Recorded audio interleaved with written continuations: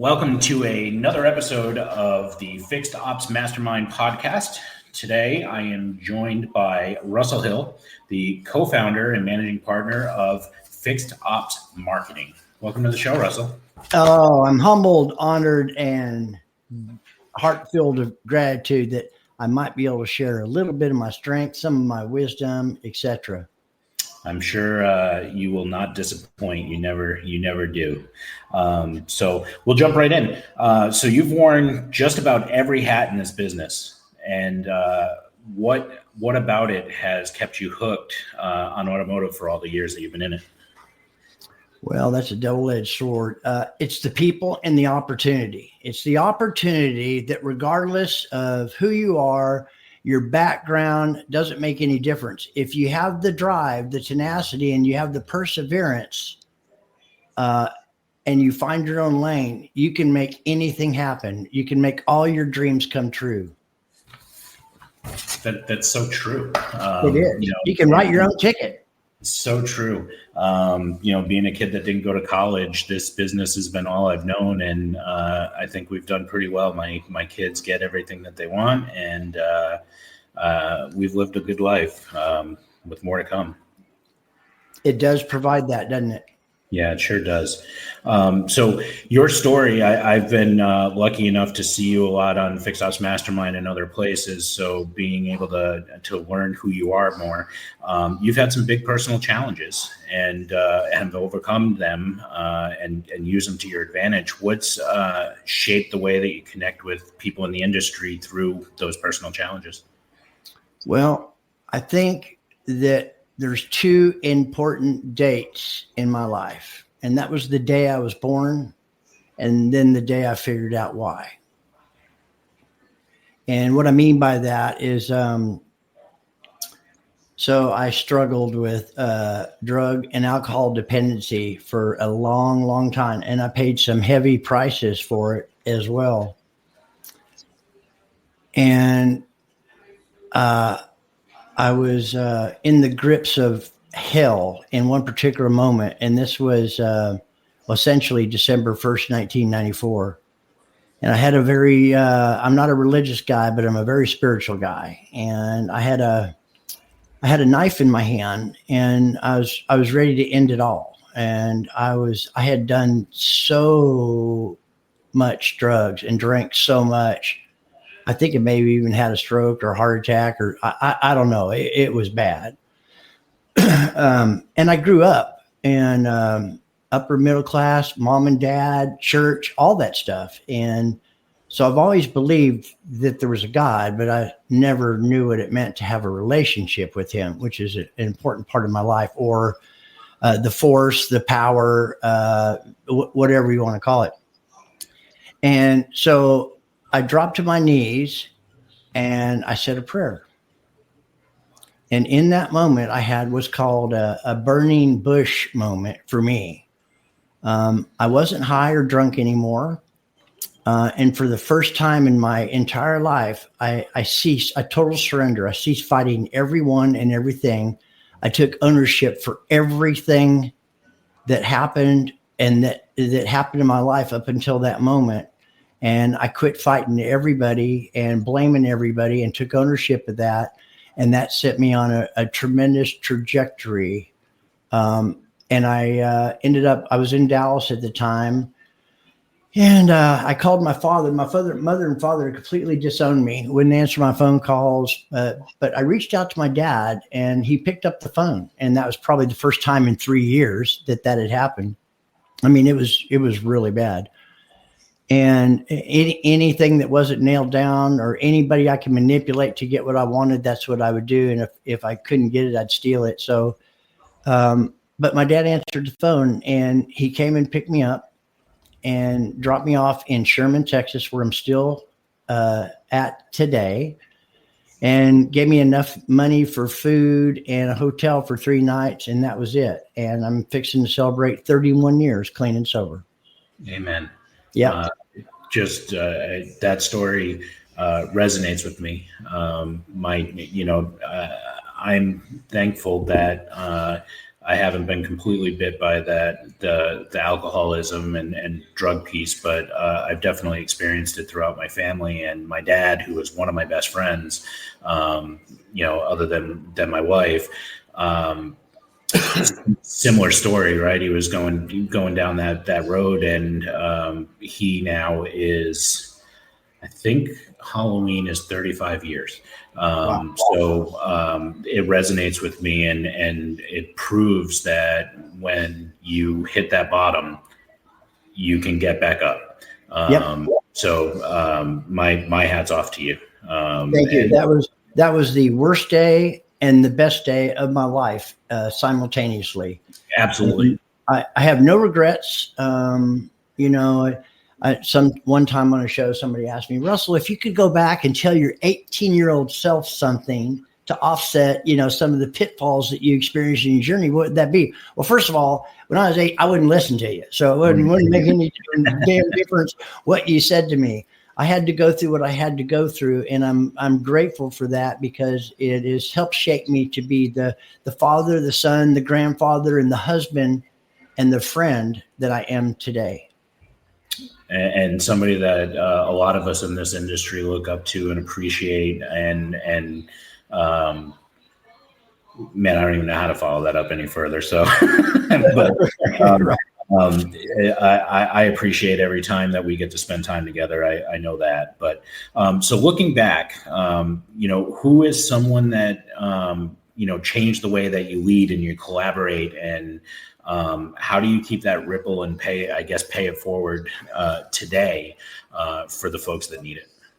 Well, I would say that there's really 3. The first one is a gentleman by the name of Mike Biggers, who was my sales manager in 1985 when I first started selling automobiles. That would be the first one. Thank you, Mike. I still communicate with him rarely, but still communicate with him.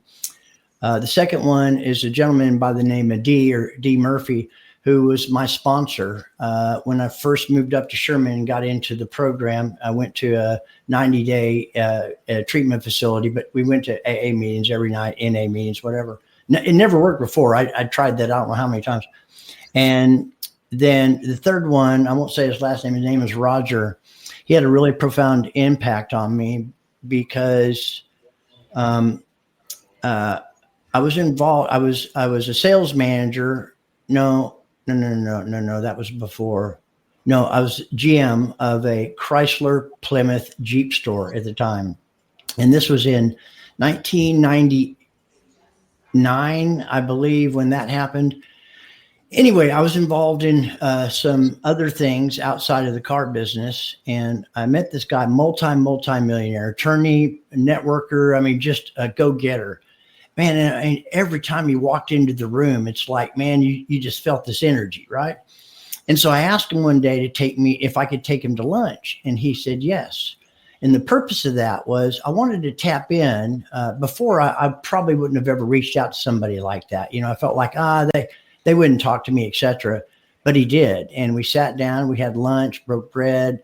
It was great. And I asked him to tell me his story. But really what I wanted to find out, did his insides match his outsides? And they in fact did. And I asked him, you've heard those things like when the student's ready, the teacher will appear, when the teacher's ready, the student will appear, etc. Mm-hmm. So I asked him if he would mentor me and lead me. And he said, yes. But then he also said, and a lot of people have heard this, but it's okay, because some people never have, and they hear it for the first time, right? He said, Russell, are you willing to do the things that other people aren't willing to do, so you can have and become the things that most people will never have or never become? And I said, yes.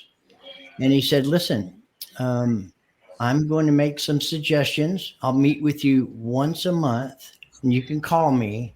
But the suggestions I'm going to make, I want you to keep one thing in mind.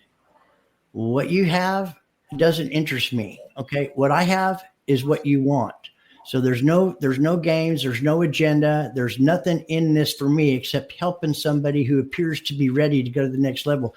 But I'm going to get you so far outside of your comfort zone that you might not want to continue on. But if you do, I promise you, within a year, your life will transform and send you on a trajectory that you could only fathom. And one of the first things he did is he gave me a book on how to win friends and influence people by Dale Carnegie. And my instructions were to read 15 minutes a day. Don't finish the sentence, the paragraph, the page, stop. And I didn't realize about discipline at the time, what he meant by that. And I said, yeah, I can do that. He said, 15 minutes a day. Most people don't even do that, Russell.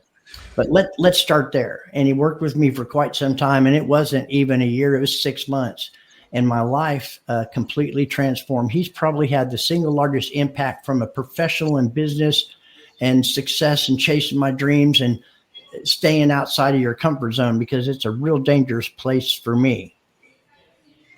Wow. If you've told the story a million times, 1,000,001 has to happen, because anybody that gets to hear it can be excited about the opportunity that comes up at the right time. They say that, the right things happen to the right people at the right time. And yes. That was it for you, for sure. So kind of leads me into the next question, which was, I think both of us believe that no one wins alone in the business. How have you seen dealers and vendors working together to be their best? Well, boy, that's a loaded question. Okay, so there's stages we go through in life, and where I see dealers work the best is when they reach this particular stage that I'm going to mention. But I want to talk about the first stage, and that's when we're born. We're dependent for everything on our parents. There are gods. There are, everything. Well, then, we start reaching about 2 to 3 years old, and we start to exercise independence. I can do this. I got this. I don't need any help, right? Most people literally don't get out of that realm. But the part of the evolution of a human, I believe, is interdependence, where it's, hey, I can't do this by myself, Kyle, but you and I together can accomplish so much more as a team. And dealerships that are really successful practice interdependence and realize that they can't do it by themselves, and it takes a team. Yes. I definitely agree. I know that the vendor partners that I put in play with me are people that want to make sure that we are all winning together. Yes. And, I think that it's really, really important, especially on the fixed op side, because, marketing and the operation side, like, they feel like separate worlds a lot of times, right? So, it's definitely one of my weaker sides is the marketing piece, because it's either been done for me, or the manufacturer has told me how they want it done, or, the best I can come up with is, doing it on demand or something like that. How do you think that we can bridge the gap so that fixed and variable or the whole store is marketing together, so that we all row in the same direction and pass that same message? That's a great question. Well, first of all, we're all on the same team. That interdependence really helps. I really believe that the speed of the pack is set by the leader. I firmly believe that. And listen, I spend probably 4, sometimes 5 hours a day on top of running a company in other rooms, whether it be all things car biz, all things used cars, all things fixed operations, lethal set. It goes fixed ops mastermind. It goes on and on and on. And a lot of people are talking about the same things, Kyle, that I heard and was talking about in 1985. The challenges that we face, and dealing with people, they'll say a lot of the right things, but are they, as I mentioned earlier, are you willing to do the things, right? And most people really aren't. And I kind of think of, everybody, I think of it like this: 95 percenters and 5 percenters. And what I mean by that is 95% of the population is getting their information from the same 95% of the population that has what they have or less than what they have, and they wonder why the hell they don't have anymore. Right. And so to make significant change, because patterns are set really early, and most people don't change, not really, most, but there are some that will step way outside and realize what it takes to really affect that type of change. When you've been doing something for 30 or 40 years, just making a decision one day without knowing what to do or how to get there, unfortunately, the greatest predictor of future behavior is previous behavior. Yeah. And so it's really important that the leader does the best they can. And in the rooms that you and I are in, that's the cream of the crop. Those rooms that I'm in, I show up because I learn, I absorb, even to this day, because I realize, and I want everybody to really take note of this, the significant problems and challenges that you and I face today can't be solved at the same level of thinking used to create them. Something has to change. Yeah. Well, how do I do that? It's not rocket science. There's only 3 things. So if you're listening, write this down, or if you're recording it, or whatever the case may be. So only 3 things are going to dictate a different tomorrow: what you read, what you listen to, and who you associate with. New input will dictate new output, but you can't wait until tomorrow or next week. It starts right now, today. New input dictates new output. If not, everything, Kyle, that you and I and all of you out there have ever seen, heard, read, or done up until this very moment is our default. Unless we input new, that's the definition of insanity, right? Keep doing the same thing, expecting different results. You have to input new. Whatever it is that you're after, I'm going to tell you to dream big, okay? Because all my life, people said, Russell, you can't do that. I tried that. That won't work. And they got interrupted by somebody who just did. Yeah. Man, that's every time I talk to you, I just get more and more fired up. Well, thank you very much. It's so right. And, one of the things that I had talked to Dave about prior to him, and asking me or kind of forcing me into becoming right. One of the things that I saw was you have all these different great minds that are doing different things, right? But they're all doing a similar thing. Yes. And so my thought is, let's get them all together. So let's get a bunch of us together. Let's have a panel, join the shows together. And the more we all incorporate together with the same ideas, I like that. Then the better off we're going to be, because there could be different philosophies. There could be different ways of getting to the final product. But what if we all work together to find the best way? Because who wins at that point? Every single person that we're responsible for, from an employee standpoint, their families, but more importantly, every customer that we strive to get into our buildings every day are the ones that reap the biggest benefits if we all just work together. Absolutely. There's one very important ingredient, and we would probably get to it. I don't know, but my ADHD type A mind works kind of weird. So I had an opportunity to develop a relationship with Zig Ziglar and lead a devotional. I was invited to lead a devotional with him there and his staff in Dallas. And I ascribe to the Zig Ziglar philosophy: if you help enough other people get what they want, you'll get what you want. You see, the main ingredient that has evolved my life as a human being is understanding that what I have is in direct proportion to what I give. So it's important to elevate people along the way and try to pull them up if that's what they want. If not, love them where they're at and move on down the road. Maybe you plant a seed. But it's important for someone to have a particular balance, I believe, and you can only achieve that by helping other people win along the way. Yeah. I agree 100%. So, I mean, my question was, what was one example where you've seen a store really turn things around, and it was because the right people are on the same page? Maybe that's the story you just told. Well, it is, but it's not. So there's several examples. The one that just popped into my mind is a gentleman that I've gotten to know and getting to know more, and he's also a client of mine as well. But that philosophy we were just talking about is Patrick Abad at Beaver Toyota Mazda. That guy is, it's really amazing when you're interacting with him. The guy is nonstop, so busy. And I met him a long, long time ago when he was with Van Tile before they got bought out by Berkshire Hathaway with my first company, which is a CRM company. But he's the kind of guy, when you're talking to him, brother, you have his attention.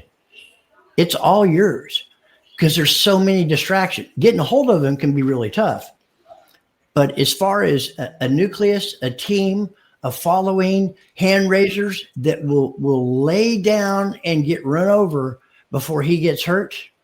I've been to his store and I've met a lot of those people, and that's his culture. That's awesome. I've heard a lot about that story and him specifically.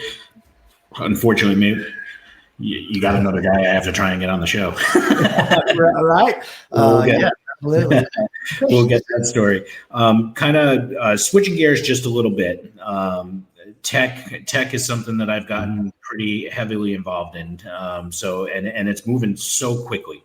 But it's only as good as the people that are using the tech and how they're getting their team to use it as well.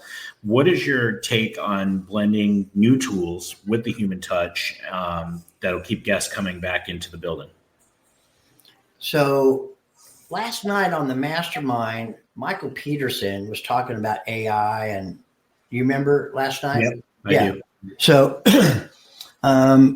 I don't have the exact numbers in front of me, but 100 years ago, the amount of people that were in the farming community in the United States was astronomically high. Okay. Today it's only 2%, and we produce more than we did back then. Now, that took 100 years to get there. And, people had to evolve, and they learned Well, he also talked about AI from the top down instead of from the bottom up, which that one was. And in the next 5 years, we're going to move as fast as we did the last 100, except it's going to happen in the next 5 years. Yep. So we need to embrace, there's a lot of change coming. Some people will lose their jobs. I heard it said that a third will lose their jobs, a third, well, I can't remember the stats, et cetera. I got lost on it, but most people's jobs will not go away, but their job description and how they do their jobs will be different with robotics and artificial intelligence. Absolutely. And we have to keep in mind, there was, Chat GPT, et cetera, is only like 3 years old. It's amazing. And I can't even fathom, but the microprocessors are 100,000 times faster than the human brain. It's staggering. And there's some things that people get really scared about. I mean, you may not know this, but a lot of people listening maybe you do. Do you remember a cartoon called The Jetsons? Yeah. Okay. Well, they actually have if you look at the Jetsons 1 on YouTube, you'll see that there's flying vehicles just like you saw in the Jetsons. And then there's the robots, and all that kind of stuff. So it's coming now, but there's a lot of things that can be really scary. Yeah. Good people are going to do good things, and bad people, unfortunately, are going to do bad things. That's just, or whatever it is. It's almost like somebody winning the lottery. What they're doing up until that moment when that big influx of cash comes, all does is accelerate all those bad habits. So, and most of them are stir crazy. And where I'm going with that is, keep in mind, there's always a human side to AI. But 2.5 years ago, or last year, and it's like I was on this show that Wendy Reeves started called The Human Side of AI. And a lot of really influential people in there. And I learned a lot of great stuff.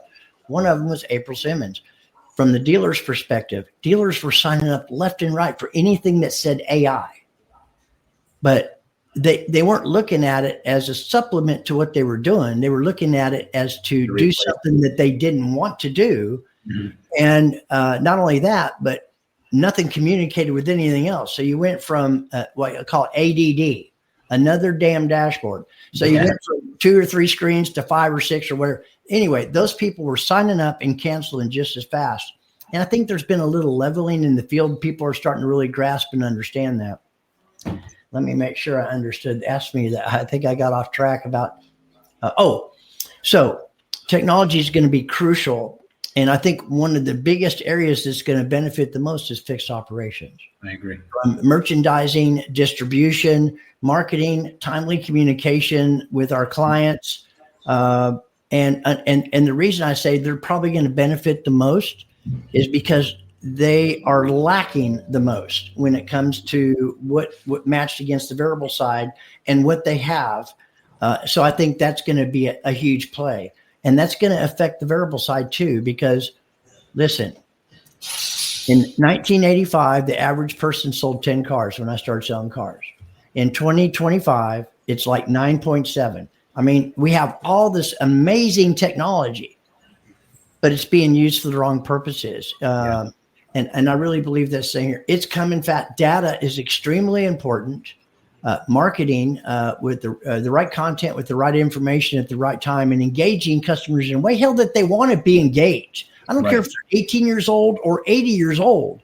And unfortunately, on the website and the marketing, that's a whole nother topic on advertising and marketing, and whoever in the company is doing it for fixed operations, because they're not really doing it the right way. Anyway, or at all. Well, that too, yeah, exactly. But you're 100% right. What keeps the guests coming back is us having the proper data with the proper message at the proper time, and going back to the Fixed Ops Mastermind last night, it is happening so damn fast. Just I've been involved in AI now, probably going on 10, 11 months, maybe 12, maybe 12 months. Sure. And it's changed dramatically since day one when I learned anything about it. But you're right. The fixed side is going to be at a huge advantage. And honestly, if the stores that have been hemmed in, not being able to get work done, and having cars that have been sitting there for 2, 3, 4, 5 weeks, depending on what it is, they're going to be the ones, if they put it in play the right way, as I think the tech grows, our efficiency goes through the roof. I mean, here before long, we're going to know what's wrong with the car. We're going to order the part in advance. The customer's going to come in. We're going to diagnose it, confirm the repair, fix it all in the same day. That's right. And I'm not going to have to tell you that it's going to be 3 weeks, because I know what's going on. So, there's definitely a way for us to improve. And absolutely. And the marketing, you're absolutely right. It's going to be a blessing where we finally are going to understand it more. I think things really are going to start evolving fast. We've had the same challenges on the fixed side as they have on the variable side, and that is that NADA says there's 16 independents that surround every franchise dealer. That's staggering.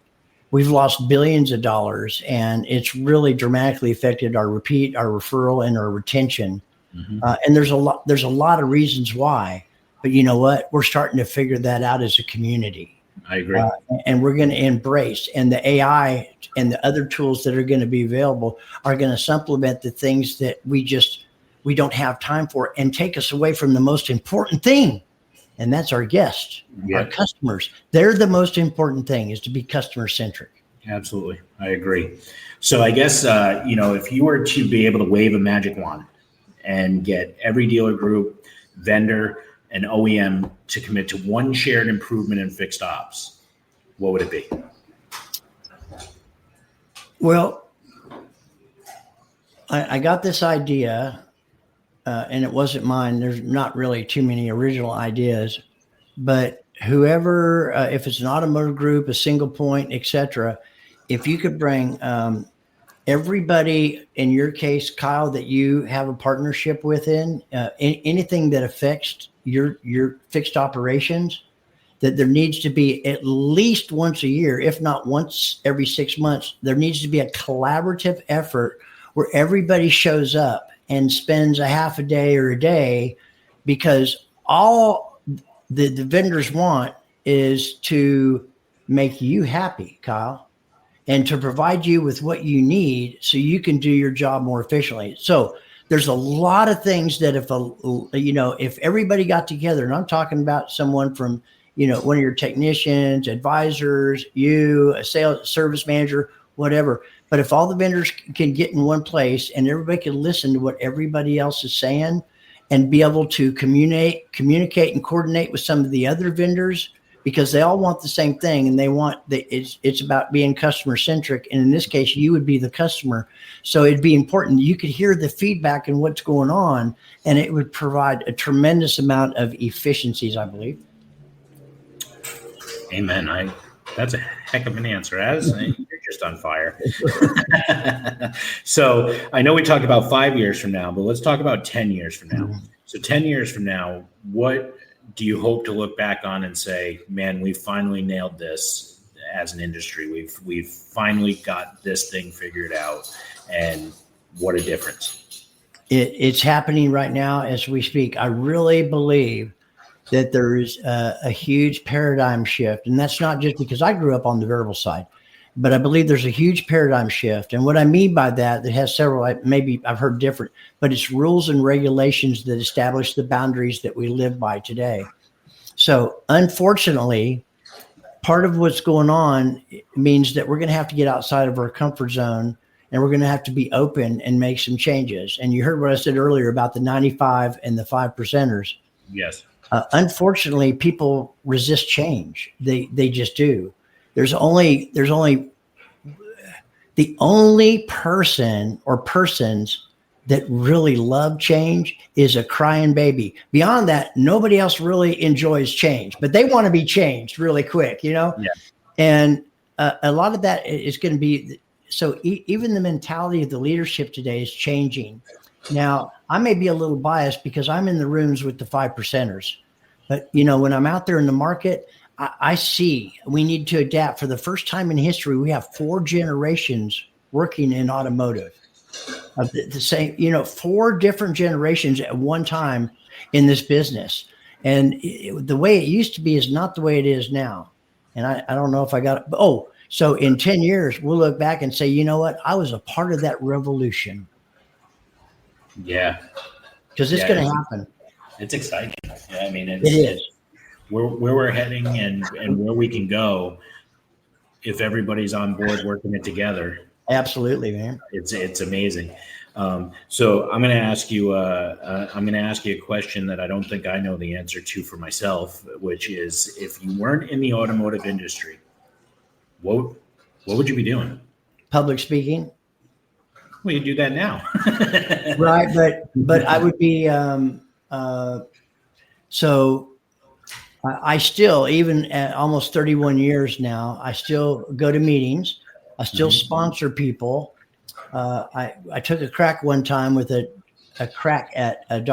doctor friend of mine, opening a sober living community, one for men and one for women, 18 to 26 years old. But it wasn't one of the traditional 30, 60, or 90-day programs. It was a year to a year and a half, because it takes a long time. And as a matter of fact, my sponsor, when I first got into the program, he was pretty brutal on me. He said, Russell, there's only one thing that you have to change.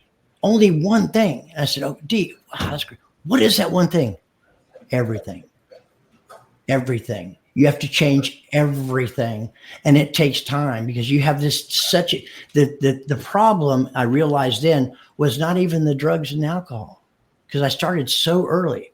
The problem was the way I thought, and I didn't have any tools. This is the most dangerous place that most people could live, right here. And when you realize that, and you know what to do to offset that, unfortunately, it takes time. It takes commitment and tenacity and perseverance. But if you really want to make effective change, and there's something particular you want in life, even when I read that book, Dale Carnegie, How to Win Friends and Influence People, I've absorbed so many, Napoleon Hill and Augment. It goes on and on and on.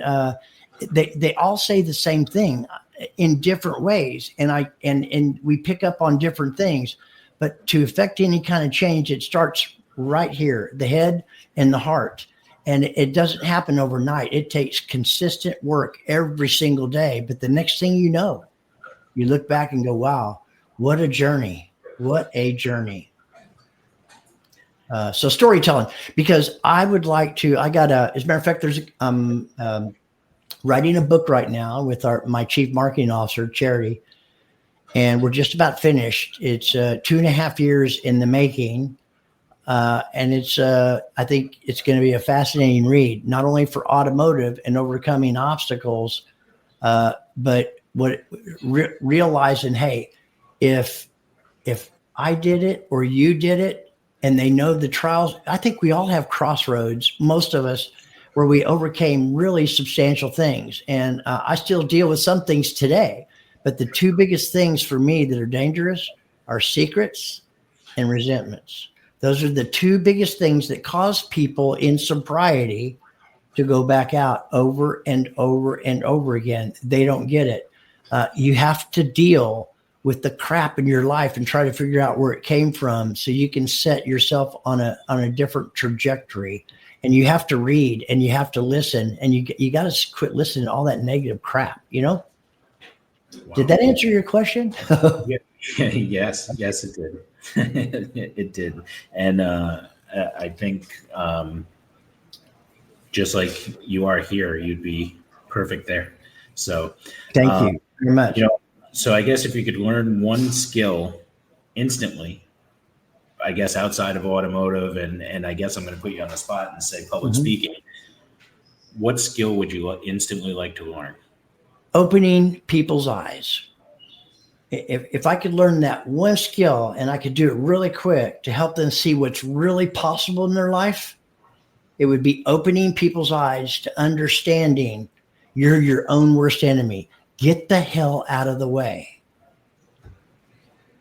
And open your eyes to what's possible. Because do you remember, and all of you out there in UConn, when you were in junior high or high school or whatever, I mean, you know, you're cutting it up with your friends. You have these big lofty dreams, think you're going to go out and conquer the world, and you're not going to do this, but you're going to do that. And then you go to college and then you start trading your time for money, because they still teach the same things today in school. Go to school, get good grades so you can go to a good college. And unfortunately, most of them come out heavily debt laden. 92% of them don't even work in the chosen field they got the degree in, unfortunately. That's another story. But what I mean by that is when people start trading their time for money, they get bought, then they have families and credit cards. They don't even understand money, and they get into debt and don't really understand that. And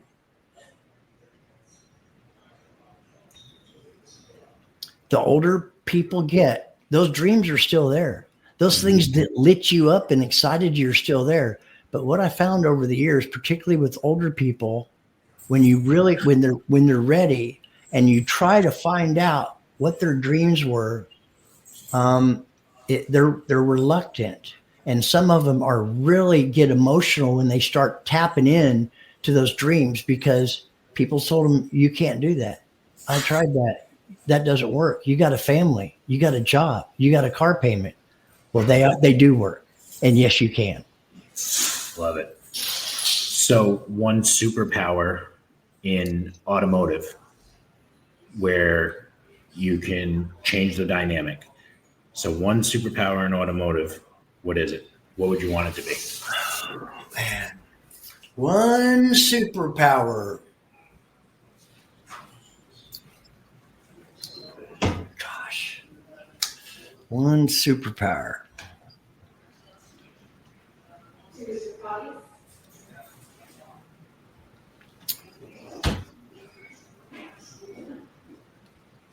Man, man, that's a tough one.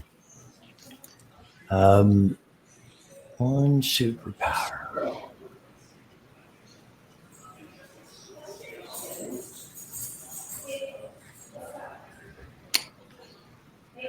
Man, Kyle, that's a good one, brother. For for me, I think I think you already have it. You have the ability to engage people in your story, and you have the ability to bring people together to make us all go in the right direction, and that I think is a superpower in itself. I think what you've given, to me in the short time that we've known each other, and the personal touch and the trials and tribulations to get to an accomplishment of where you are, writing a book that I'm the first one on the list ready to buy it right now. So as soon as it's ready, I want it. I think that's the superpower, is to be able to wear all the hats that you've worn in this career, and continue every day to get up with the energy and the fire to make everybody around you better. Man, that's a superpower. And in my opinion, you're blessed with it. So, well, thank you. It's been a real pleasure, getting to know you over the last few months in Mastermind. And, everybody in that room really thinks alike. They really do. They just want the best. I want the best, but I want to show up and be available. And I'm struggling right now with balance because of the dream I'm chasing. This is my third company, and this one is really the rainmaker, but I'm at a level that I've never been at before. And, I really have to focus in on some of the tools that I have about acceptance is the key, let go and let God. I think that part of my success, or all of my success, is actually attributed to one thing, is that I have a tremendous spiritual grounding in my life. And I think that's real important. And whether somebody knows what that is or not, if you just believe that there's something greater than you out there, it's like a mustard seed. That's all you need to get started. But that has had a profound impact. And I think the most powerful tool in my arsenal today is the power of prayer. But I even think, which is maybe another convert, but even prayer, I think people, it's like, God, why me? I mean, our job is to show up every day and create. That's what we're supposed to do. And we're supposed to help people along the way. I really believe that's an important part, because in the end, when I'm hopefully in my own home, when I pass away, I don't want to be looking back saying, I wish I would have spent more time at work. And so one of the things I'm balancing right now is that I just bought a piece of property that my wife and I, I'm 66 years old, that we're going to build our dream home. And my wife is a rock, man. I mean, she believes and encourages me in a way that I need, and I think all of us really do. So we bought this piece of property. We told our kids. So all three of our kids and all four of our grandkids live within 9.5 minutes of us. We're in each other's lives all the time. When I'm not doing this or that, then I'm going to meetings or helping somebody in recovery and the best I can. But we bought this property to build our dream home. It was 12 acres. Beautiful, beautiful. All three of our kids want to sell their homes and build on that property. That's amazing. And I mean, man, that's what that is like the apex, the pinnacle, the cherry on top for me.